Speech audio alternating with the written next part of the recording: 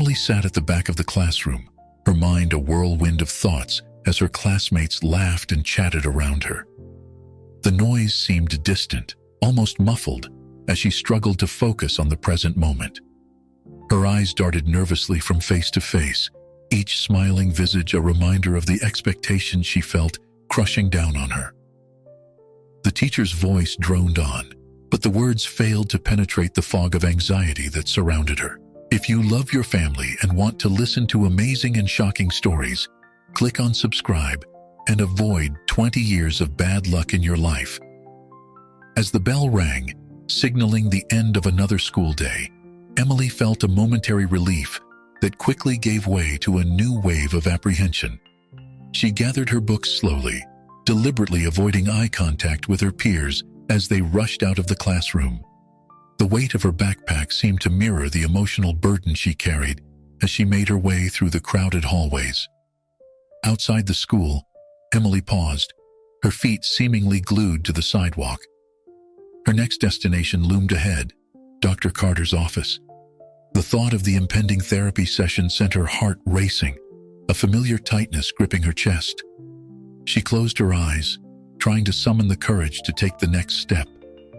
In that moment, a memory of her grandmother's warm smile and gentle words floated to the surface of her mind.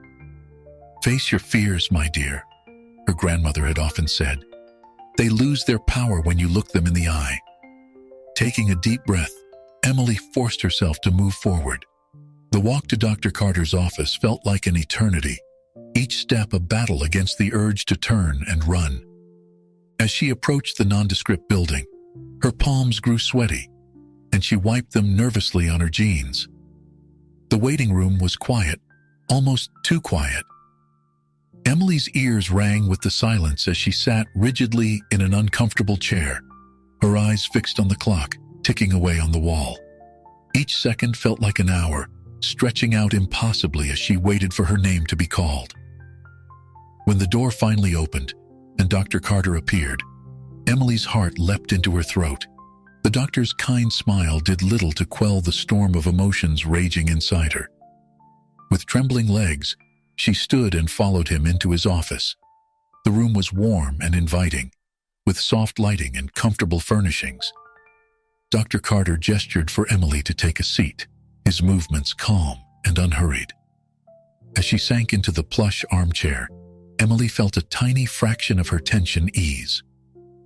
"Welcome, Emily," Dr. Carter said, his voice gentle but firm. "I'm glad you made it today. How are you feeling?" Emily opened her mouth to respond, but the words caught in her throat. She shrugged instead, her eyes fixed on her hands as they twisted nervously in her lap. Dr. Carter nodded understandingly. "It's okay to not have words sometimes. Why don't we start with something simple? I'd like to guide you through a brief meditation. It might help you feel more grounded. Is that all right with you?" Emily hesitated, then gave a small nod. Dr. Carter smiled encouragingly. "Excellent. Now, I want you to close your eyes and take a deep breath. Feel the air filling your lungs, then slowly release it. Focus on the sensation of your breath moving in and out." As Dr. Carter's soothing voice guided her through the meditation, Emily felt a small pocket of calm begin to form within her. The chaotic thoughts that had been swirling in her mind started to slow, like leaves settling after a storm. For a few precious moments, the weight of expectations and fear lifted, replaced by a sense of peace she hadn't experienced in a long time. When the meditation ended, Emily opened her eyes, feeling slightly dazed, but noticeably calmer. Dr. Carter watched her with a gentle expression. "How do you feel now?" he asked. "A little better," Emily admitted, surprised by the truth in her words. Dr. Carter nodded approvingly. "That's a great start, Emily. Remember, healing is a journey, not a destination. We'll take it one step at a time."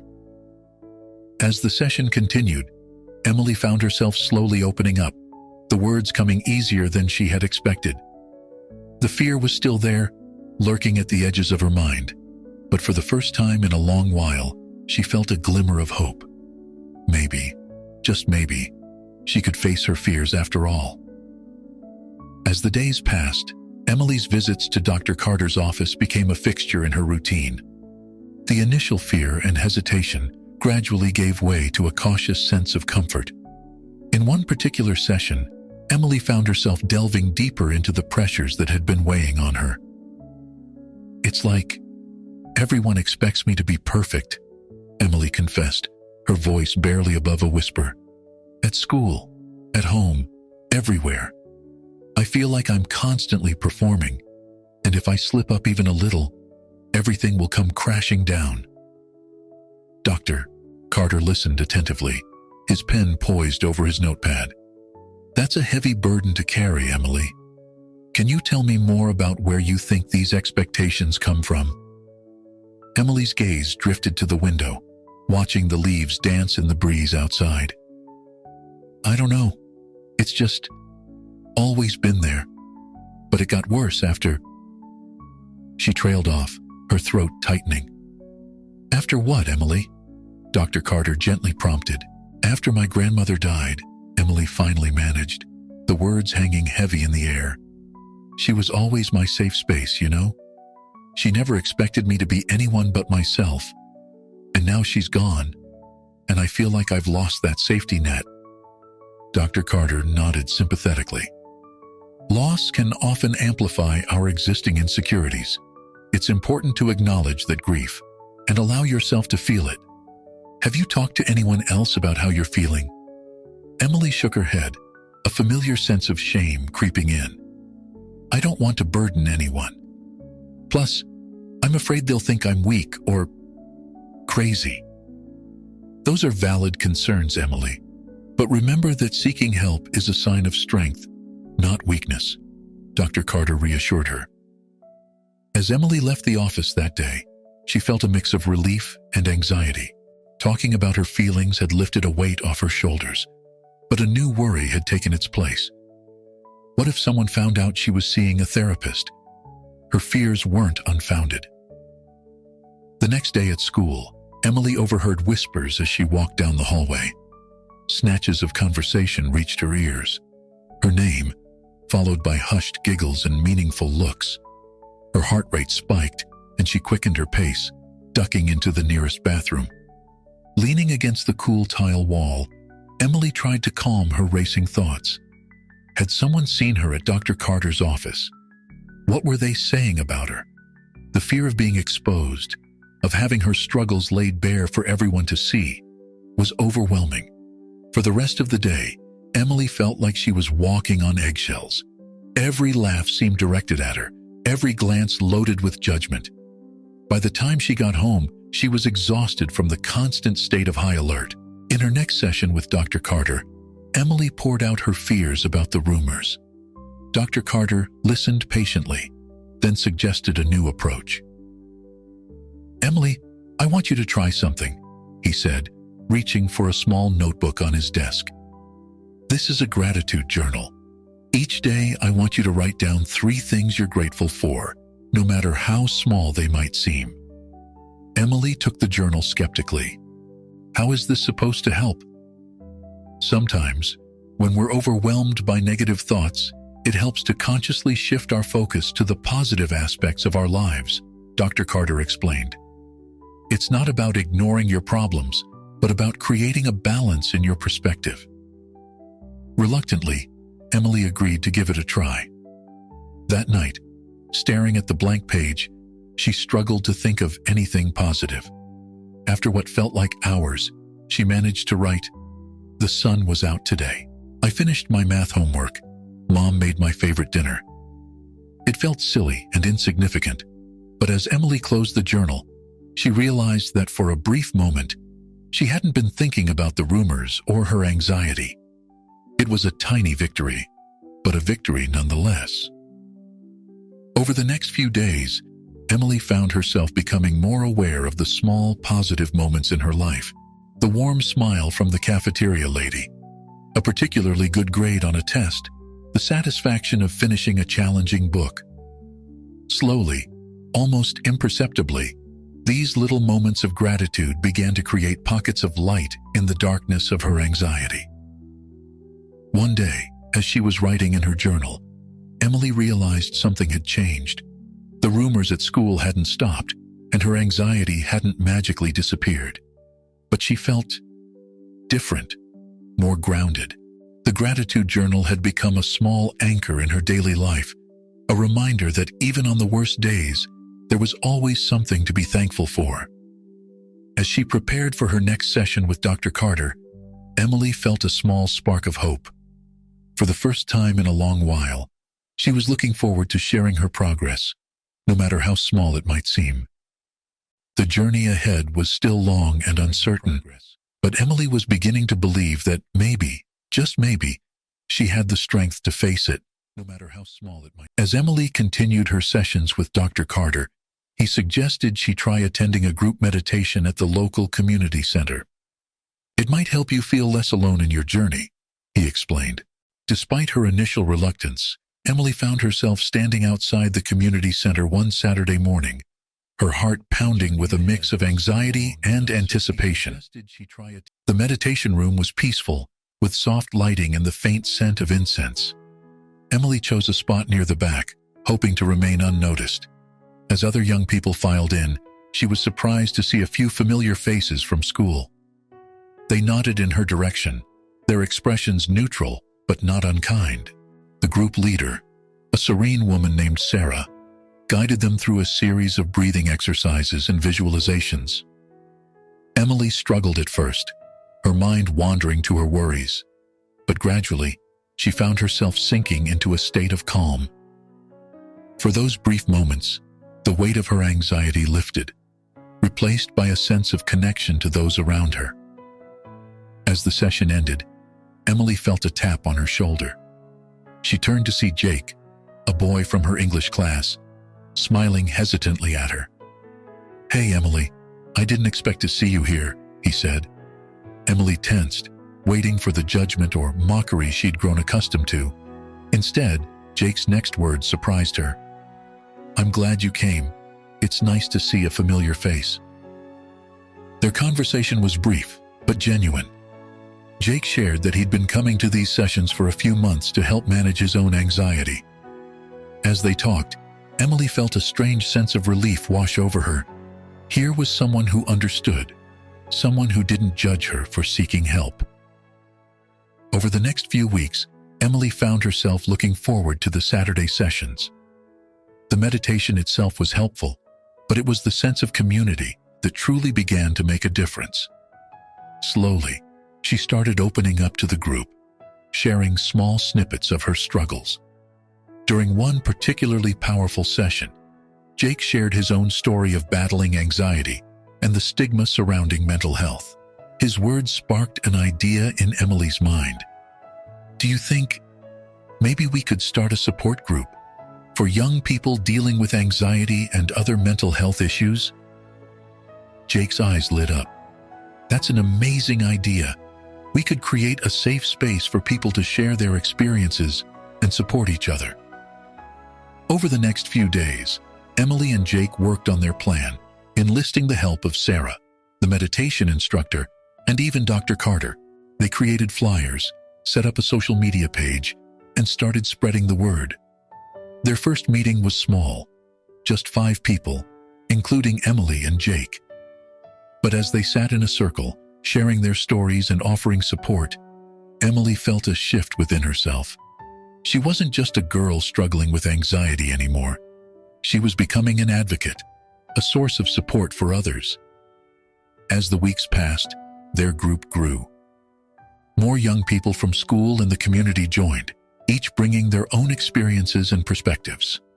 They discussed coping strategies, shared resources, and most importantly, provided a judgment-free zone where everyone could be themselves.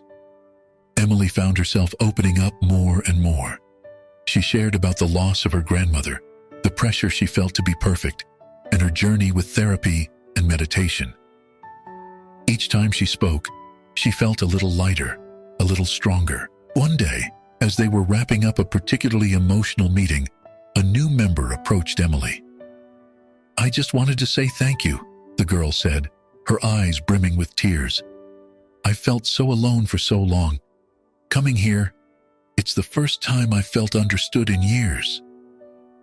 Emily felt a lump form in her throat. She remembered how she'd felt at her first meditation session, scared and alone. Now, here she was, helping others find the same sense of belonging she'd discovered. As she walked home that evening, Emily reflected on how much had changed. The anxiety was still there, a constant companion, but it no longer defined her. She had found a community, a purpose, and a strength she never knew she possessed. For the first time in a long while, Emily felt hope, not just for herself, but for all the young people out there, struggling in silence. They were creating a ripple effect of understanding and support, and Emily was proud to be a part of it. As Emily's involvement in the support group grew, subtle changes began to manifest in her demeanor and daily life. Her mother, Sarah, couldn't help but notice. The girl who once barely spoke at dinner now engaged in conversations, albeit hesitantly. The bedroom door that used to remain firmly shut now stood ajar more often than not. One evening, as Emily helped clear the dinner table, Sarah decided to broach the subject. "You seem different lately," she began, her tone careful and measured. "Is everything okay?" Emily paused, a plate in hand, and considered her response. I'm doing better, Mom," she said softly. "The sessions with Dr. Carter are really helping." Sarah's brow furrowed slightly. She'd been skeptical about therapy from the start, memories of her own troubled youth coloring her perception. "Are you sure about that? I mean, how can just talking to someone make such a difference?" Emily felt a familiar tightness in her chest, the words she wanted to say catching in her throat. Taking a deep breath, she decided to push through. "It's not just talking, Mom. Dr. Carter's teaching me techniques to manage my anxiety. And the meditation group, it's helping me feel less alone." Sarah's skepticism was evident in her expression. "Meditation? Emily, I thought we agreed you'd focus on your studies. All this New Age stuff." "It's not New Age, Mom," Emily interrupted, surprising herself with her assertiveness. "It's backed by science. It's helping me focus better in school, too." A tense silence fell between them. Sarah turned away, busying herself with wiping down the counter.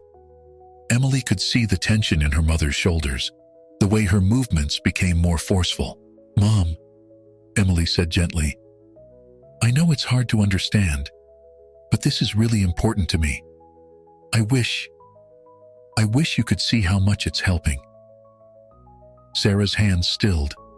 When she turned back to Emily, there was a complexity of emotions in her eyes: concern, confusion, and something else Emily couldn't quite place.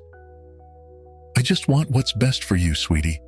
I don't want you to struggle like—" She trailed off, leaving the sentence hanging in the air.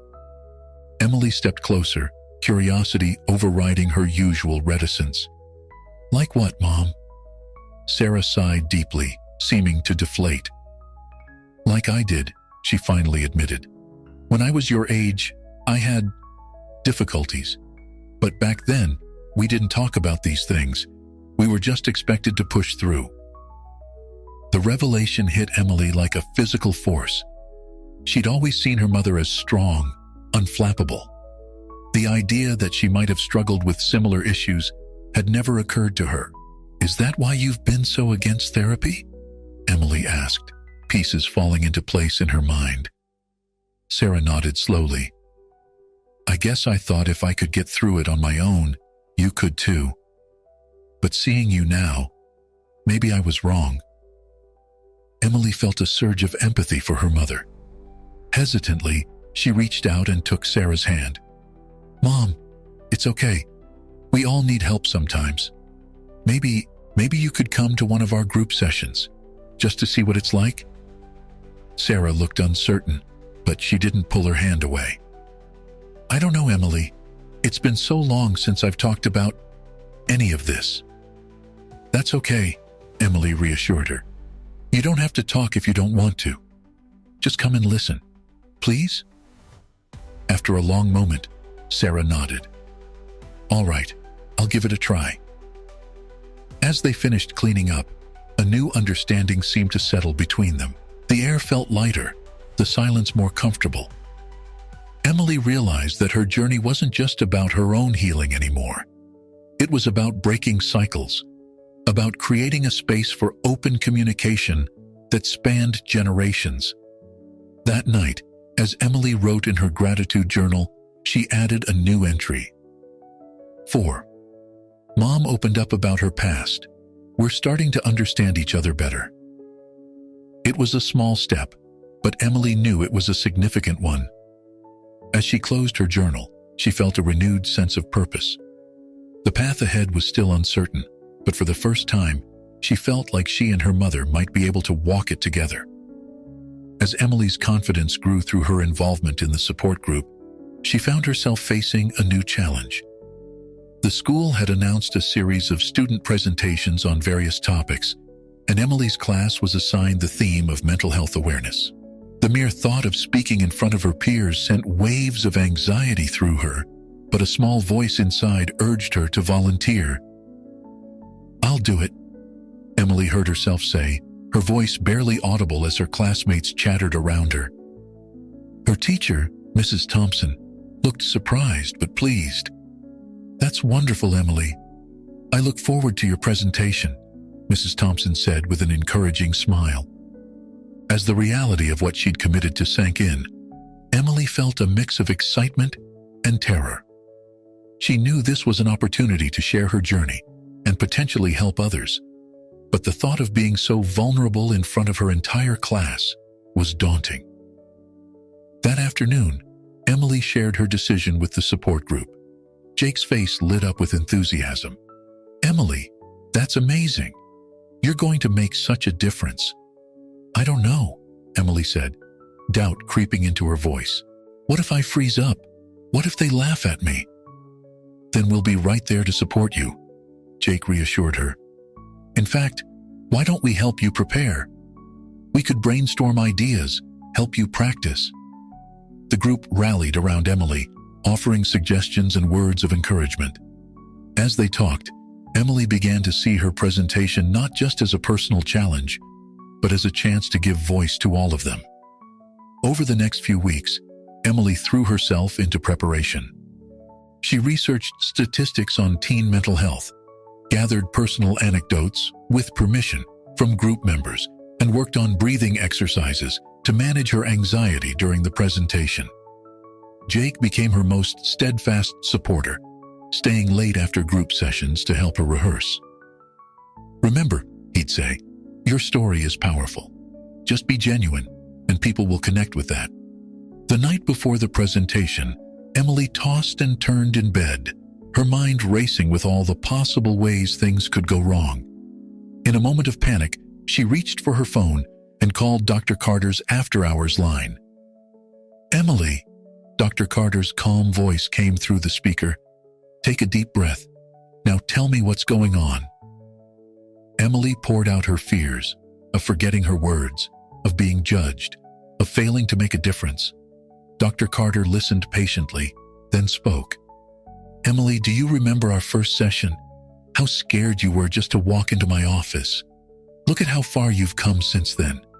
This presentation isn't about being perfect. It's about sharing your truth." His words struck a chord. Emily realized that her journey itself was a testament to the power of seeking help and finding support. "Your fears don't define you, Emily," Dr. Carter continued. "They're just thoughts, and you have the power to acknowledge them without letting them control you." As they talked, Emily felt her anxiety begin to subside. She wasn't fearless, but she felt more grounded, more connected to her purpose. The morning of the presentation arrived. As Emily stood at the front of the class, note cards clutched in her trembling hands, she scanned the room. She saw Jake and a few other group members scattered throughout the classroom, their encouraging smiles bolstering her courage. Taking a deep breath, Emily began to speak. Her voice quavered at first, But as she delved into her story, the isolation she'd felt, the stigma she'd feared, and the support she'd found, her words gained strength. She talked about the prevalence of mental health issues among teens, the importance of seeking help, and the power of community support. As she spoke, she noticed her classmates leaning in, their faces showing interest and empathy. When Emily finished, there was a moment of silence. Then, slowly, applause began to fill the room. Mrs. Thompson wiped a tear from her eye as she thanked Emily for her bravery. As Emily made her way back to her seat, a girl she barely knew stopped her. "Thank you," the girl whispered, her eyes shining with unshed tears.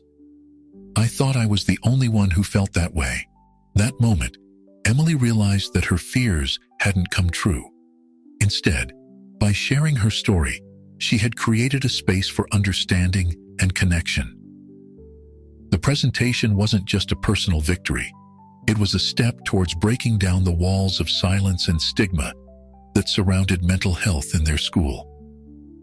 As the bell rang and students filed out, Emily felt a profound sense of accomplishment. She had faced one of her biggest fears and come out stronger on the other side. More importantly, she had potentially made a difference in the lives of her peers. With a smile, Emily pulled out her gratitude journal and wrote, 5. I found the courage to share my story and maybe helped someone else feel less alone. The journey was far from over, but Emily knew now that she had the strength to face whatever challenges lay ahead. The day of Emily's presentation dawned bright and clear, a stark contrast to the storm of emotions brewing inside her. As she stood in front of her bedroom mirror, adjusting her clothes for the umpteenth time, Emily felt a familiar tightness in her chest. The magnitude of what she was about to do hit her all at once, and for a moment, she considered calling in sick. "You can do this," she whispered to her reflection, echoing the words Jake had said to her just yesterday. Taking a deep breath, she grabbed her backpack and headed downstairs. In the kitchen, Sarah was busy preparing breakfast.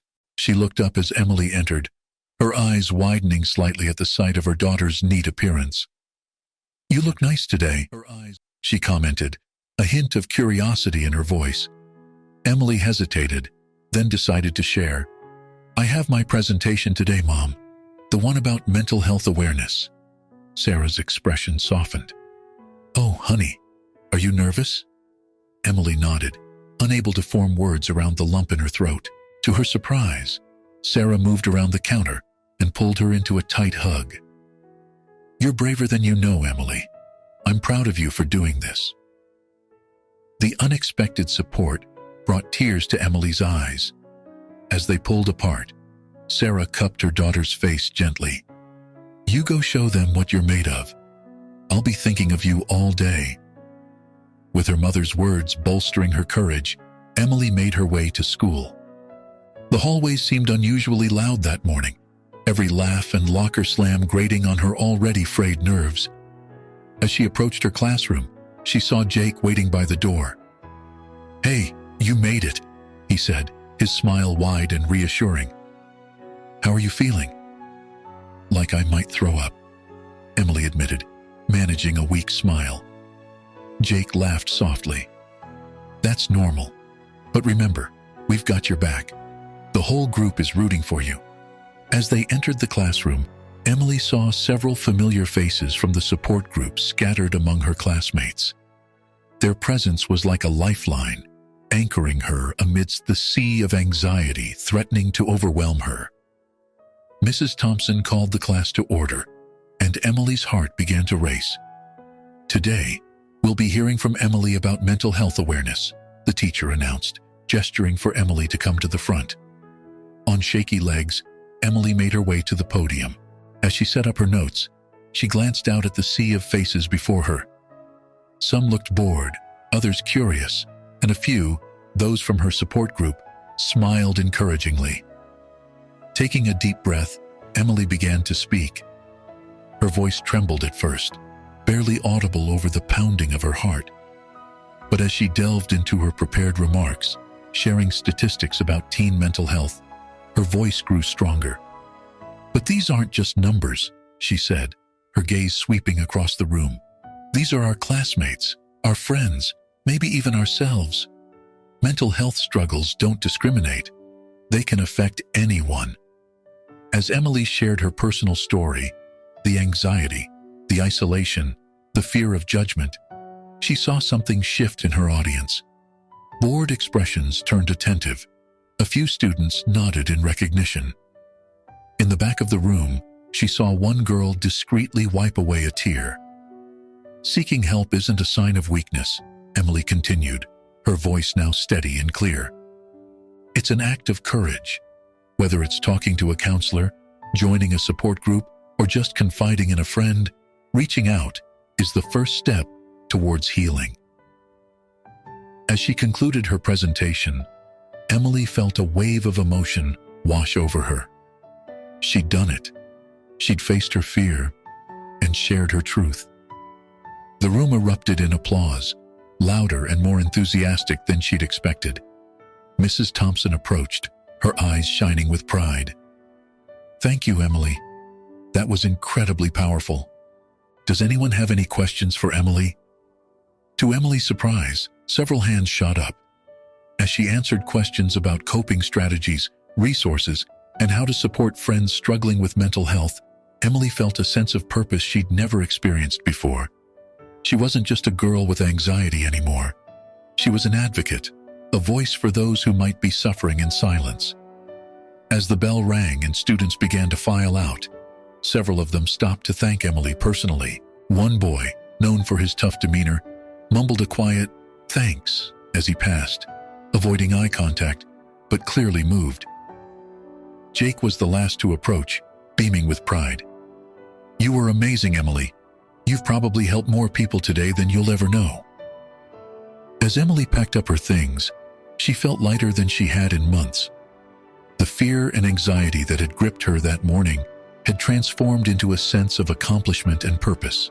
She'd taken a huge step not just in her own journey, but in changing the conversation around mental health in her school. Pulling out her phone, Emily sent a quick text to her mom. "I did it.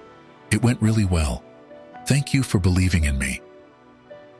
As she walked out of the classroom, Emily realized that this presentation wasn't an endpoint, but a beginning. She had found her voice, and she was determined to keep using it to make a difference. The aftermath of Emily's presentation rippled through the school in ways she couldn't have anticipated.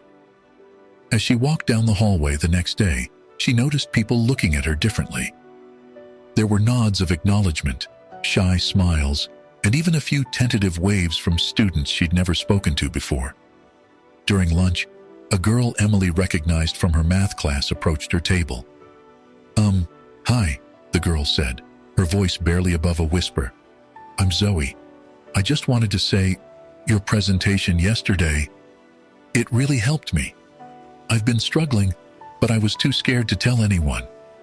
Hearing you speak made me feel less alone." Emily felt a lump form in her throat. "Thank you for telling me, Zoe," she said warmly.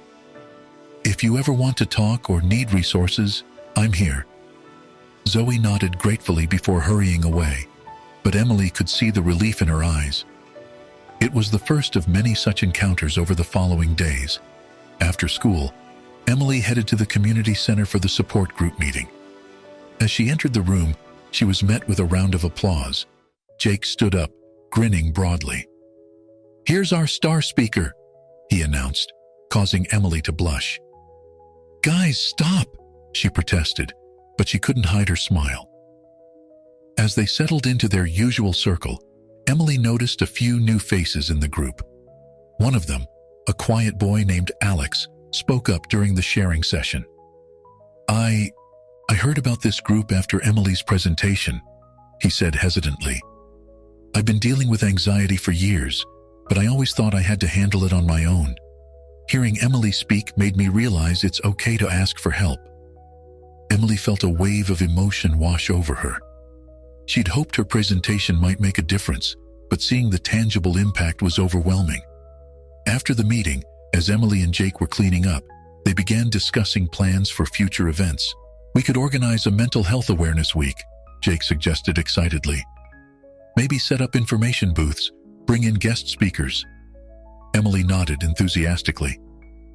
And we could start a peer support program at school, train students to be mental health allies.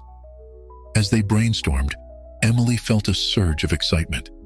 The presentation had been a catalyst, opening doors she never knew existed. She was no longer just managing her own mental health. She was becoming an advocate for others. When Emily arrived home that evening, she found her mother waiting for her in the kitchen. Sarah's eyes were red-rimmed, and she held a crumpled tissue in her hand. "Mom," Emily asked, concern evident in her voice. "Is everything okay?"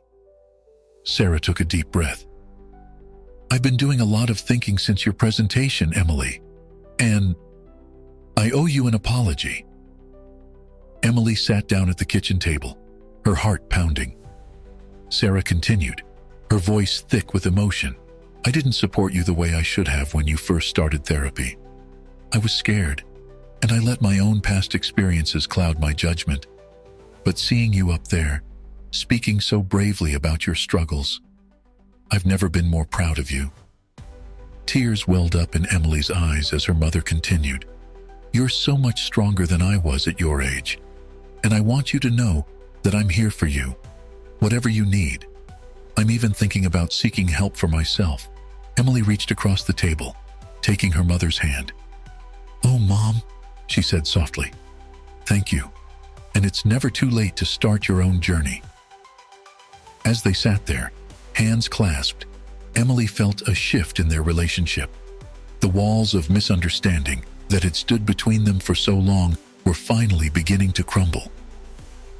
Later that night, as Emily prepared for bed, she pulled out her gratitude journal.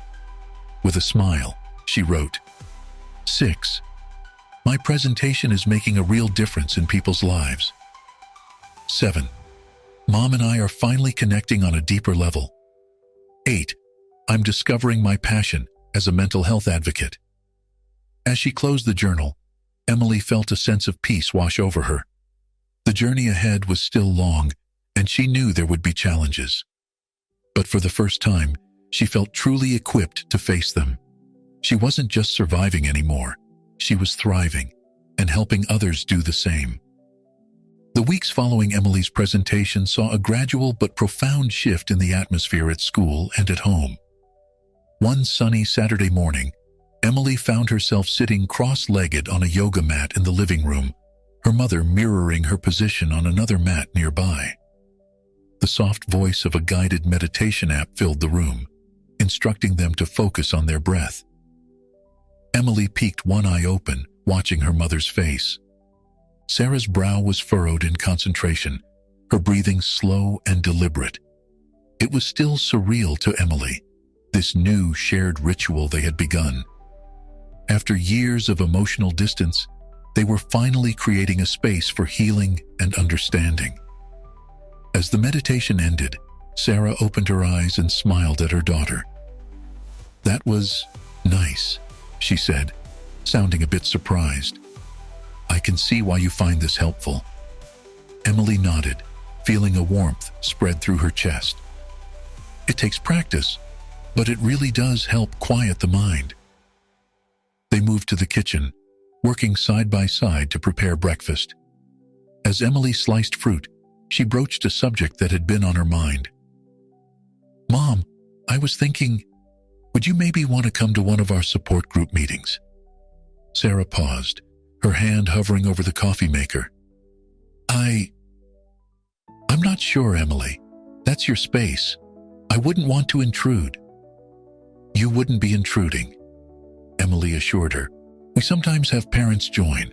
It might help you understand more about what I've been going through. And..." She hesitated, then continued, "It might help you with your own struggles too." Sarah was quiet for a moment, then nodded slowly.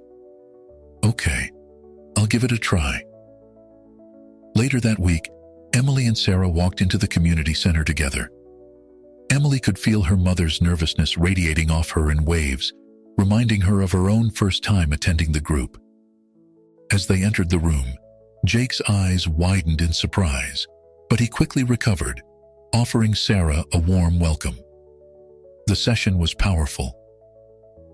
Emily watched as her mother listened to the stories shared by the group members, her expression shifting from uncertainty to empathy. When it came time for Sarah to speak, she hesitated, then began to open up about her own battles with anxiety and how it had affected her relationship with Emily. As Sarah spoke, Emily felt a mix of emotions: sadness for the pain her mother had been carrying, but also a deep sense of connection and hope for their future.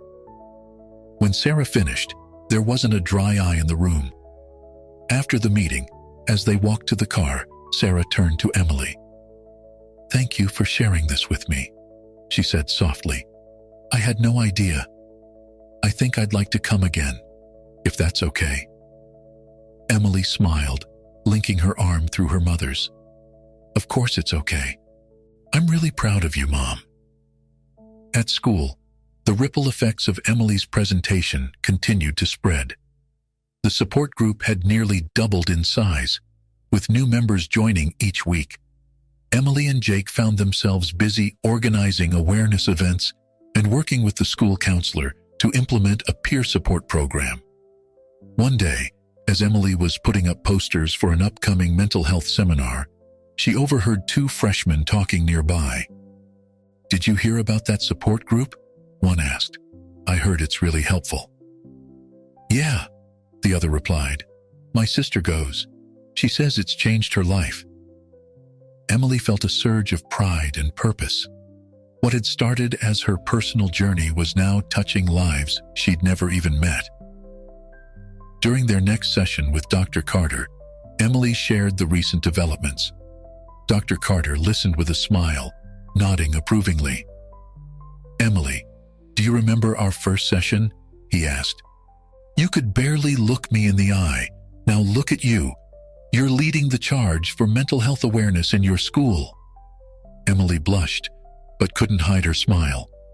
"I couldn't have done it without your help, Dr. Carter, or without the group." "You're right. Support is crucial," Dr. Carter agreed. "But don't underestimate your own strength and resilience. You've come so far, and you're helping others do the same." As she left Dr. Carter's office, Emily felt a sense of accomplishment wash over her. The anxiety that had once controlled her life was still there, but it no longer defined her. Instead, it had become a tool, a way to connect with and help others. That evening, as Emily sat down to write in her gratitude journal, she realized she had more to be thankful for than ever before. She wrote, 9. The growing bond with Mom through our shared journey. 10. The impact our support group is having on the school community. 11. Finding purpose in helping others overcome their struggles. As she closed the journal, Emily felt a sense of peace and anticipation for what the future might hold. The road ahead was still long, but she was no longer walking it alone. With each step, she was helping to create a more understanding and supportive world, not just for herself, but for everyone around her. As the support group continued to flourish, Emily found herself facing new challenges and unexpected revelations. One particularly memorable session began with Dr. Carter joining as a guest speaker. The group members, including Emily and her mother, listened attentively as he began to share. "I want to talk to you all about something today," Dr. Carter said, his voice carrying a note of vulnerability that Emily had never heard before. "I've been where many of you are now." A hush fell over the room as Dr. Carter began to recount his own struggles with anxiety and depression during his teenage years. He spoke of the isolation he felt, the pressure to appear perfect, and the fear of seeking help. "I remember sitting in my room, feeling like I was drowning in my own thoughts," he said, his eyes distant with memory. "I was convinced that no one could understand, that I was alone in my struggles." Emily felt a jolt of recognition. It was as if Dr. Carter was describing her own experiences. She glanced around the room, seeing the same shocked realization on the faces of her peers. It wasn't until I finally reached out for help that things began to change, Dr. Carter continued. And that journey, as difficult as it was, is what led me to become a therapist. I wanted to be for others what I needed when I was young. As Dr. Carter finished his story, the room erupted in a mix of applause and emotional sniffles. Emily felt a new level of respect and connection with her therapist. He wasn't just a professional giving advice. He was someone who truly understood. After the session, as people were mingling and discussing Dr. Carter's revelation, Emily felt a tap on her shoulder. She turned to see her mother, eyes glistening with unshed tears.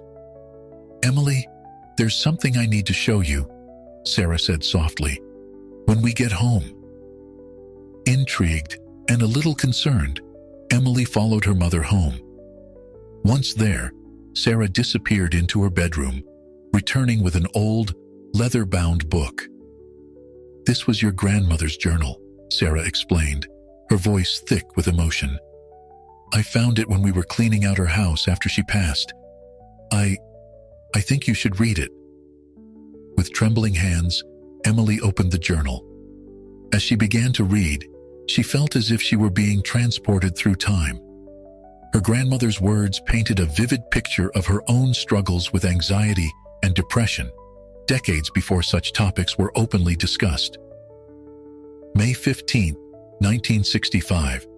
One entry read, "The darkness came again today. I wish I could explain it to someone, anyone. But who would understand? I feel so alone." Emily's heart ached as she read page after page of her grandmother's inner turmoil. But as she continued, she noticed a shift.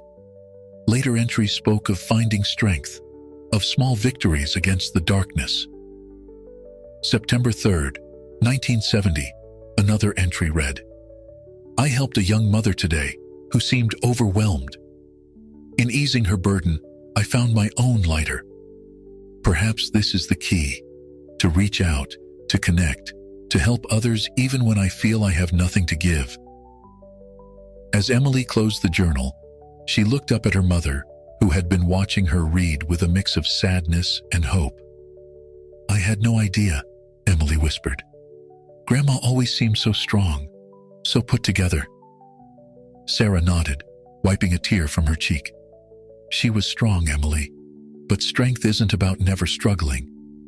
It's about continuing to fight, to grow, to help others even in the midst of your own battles." Emily felt a new connection to her grandmother, a line of resilience that stretched through generations. "Is this why you were so resistant to me getting help at first?" she asked her mother gently. Sarah nodded, looking ashamed. "Partly. I thought I had to be strong like her, to handle everything on my own. I didn't realize that seeking help, that what you're doing, is its own kind of strength." As they sat there, the old journal between them, Emily felt a profound sense of continuity. Her journey, her mother's newfound openness, Dr. Carter's revelation, her grandmother's secret struggles. They were all part of a larger story, a gradual breaking down of stigma and silence. That night, as Emily wrote in her gratitude journal, she added, 12. The courage of those who came before us, paving the way for open conversations about mental health. 13. The unexpected connections that remind us we're never truly alone in our struggles. 14. The strength that comes from vulnerability and sharing our stories. As she closed her journal, Emily felt a renewed sense of purpose. She wasn't just fighting for herself or her immediate circle anymore. She was part of a much larger, ongoing journey towards understanding and acceptance. And with each step, each shared story, they were all moving forward together. The weeks following the revelations about Dr. Carter and Emily's grandmother brought a new depth to the support group's discussions. Emily found herself reflecting on the cyclical nature of mental health struggles and the importance of breaking generational silence. This newfound perspective was put to the test during a community mental health awareness event that the group had organized. The school gymnasium buzzed with activity as students, parents, and community members milled around various information booths. Emily stood proudly at the support group's table, handing out pamphlets and answering questions. Jake worked alongside her, his enthusiasm infectious as he engaged with curious visitors. As Emily scanned the crowd, her heart skipped a beat. Making his way towards their booth was Tyler, a former classmate who had often teased her in middle school. His presence immediately transported Emily back to those painful days of ridicule and isolation. She felt her palms grow sweaty and her breathing quicken. "Hey, Emily," Tyler said, his voice lacking its former bravado. I heard you were behind all this." Emily took a deep breath, centering herself as Dr. Carter had taught her. "Hi, Tyler," she managed, her voice steadier than she felt. "Yes, our support group organized the event. Did you want some information?" Tyler shifted uncomfortably, avoiding eye contact. "Actually, I wanted to talk to you. Privately, if that's okay?" Surprised and a little wary, Emily nodded. She caught Jake's eye, silently communicating that she'd be okay. They moved to a quieter corner of the gym. "I owe you an apology," Tyler began, his words tumbling out in a rush. "The way I treated you back then, it wasn't right. I was dealing with a lot of stuff at home, and I took it out on you. It's no excuse, but I'm sorry."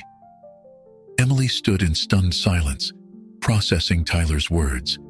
The old Emily might have shrunk away, might have let the painful memories overwhelm her, but she wasn't that girl anymore. "Thank you for saying that, Tyler," she said softly. "It means a lot to hear it." Tyler nodded, then hesitated before continuing. "Your presentation a few months ago, it really hit home. I've been struggling with anxiety too, but I was too scared to admit it. Seeing you up there, being so open, it made me realize I needed help." As Tyler spoke, Emily felt a complex mix of emotions. There was a lingering hurt from the past, but also a growing sense of empathy and understanding. She recognized the courage it must have taken for Tyler to approach her, to be vulnerable. "I'm glad you're getting help, Tyler," Emily said sincerely. "It's not an easy step to take, but it's so important." They talked for a few more minutes, with Emily providing Tyler information about resources and support services. As they wrapped up their conversation, Tyler managed a small smile. "You're doing great things here, Emily," he said. "I wish I had half your courage." As Tyler walked away, Emily felt a weight lift from her shoulders, a weight she hadn't even realized she'd been carrying. She had faced one of her old tormentors and found not an enemy, but another struggling human being in need of compassion. Returning to the booth, Emily shared what had happened with Jake. His eyes widened in surprise, then softened with understanding. "That's incredible, Emily," he said. "You've come so far. You didn't just help Tyler. You've shown real growth yourself." As the event wound down, Emily found herself reflecting on the day's events. She had entered the gymnasium as an advocate, ready to help others. She hadn't expected to find healing for herself as well.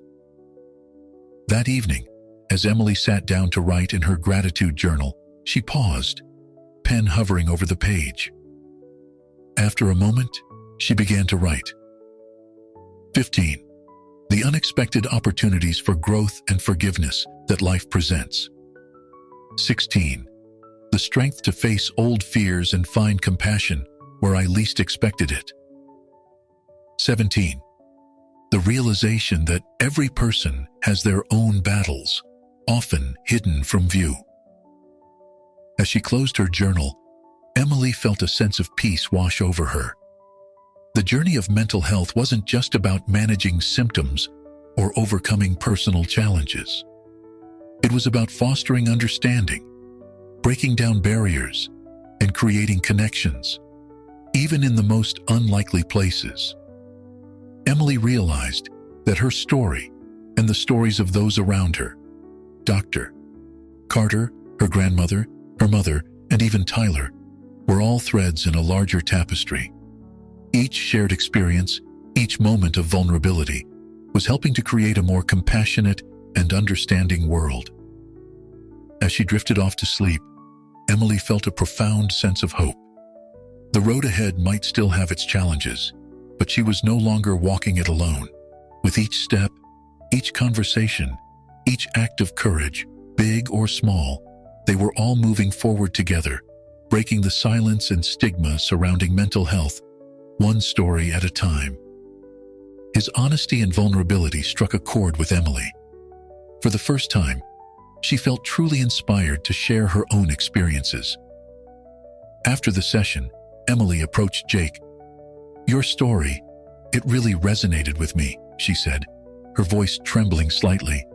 "I've been struggling too, but I've been so afraid to talk about it." Jake's smile was understanding. "It's scary, isn't it? But you know what I've learned? The more we talk about it, the less power it has over us."